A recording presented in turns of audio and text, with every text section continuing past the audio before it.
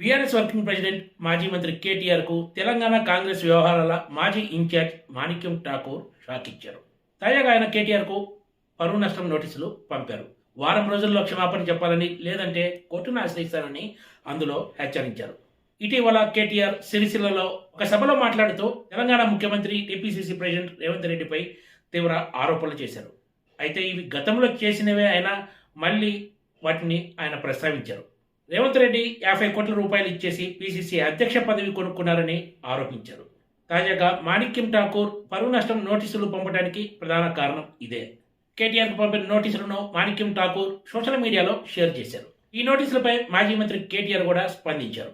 ఇవి తాను అన్న మాటలు కాదని మీ సహచర కాంగ్రెస్ నేత ప్రస్తుత మంత్రి కోమటిరెడ్డి వెంకటరెడ్డే బహిరంగంగా ఈ మాటలు అన్నారంటూ కేటీఆర్ తన ట్వీట్లో మాణిక్యం ఠాకూర్కు కౌంటర్ ఇచ్చారు.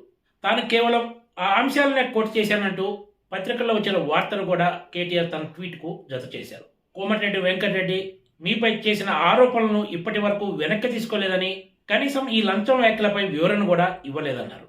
మీరు పంపే పరువు నష్టం నోటీసులు కోమటిరెడ్డి వెంకటరెడ్డికి పంపుంటే బాగుండేదని, ఆ చిరునామా కాకుండా ప్రస్తుతం మీ ప్రభుత్వంలో సచివాలయంలో మంత్రిగా ఉన్న ఆయనకు పంపించినట్టు వ్యంగ్యాస్త్రాలు సంధించారు. అయితే కేటీఆర్ ఇచ్చిన ఈ ట్విట్టర్ రిప్లైకి మాణిక్యం ఠాకూర్ సంతృప్తి చెందుతారా, లేక వారం రోజుల్లోగా ఆయన కోరినట్లు కేటీఆర్ క్షమాపణ చెప్పకపోతే కోర్టును ఆశ్రయిస్తారా అన్నది వేచి చూడాల్సిందే.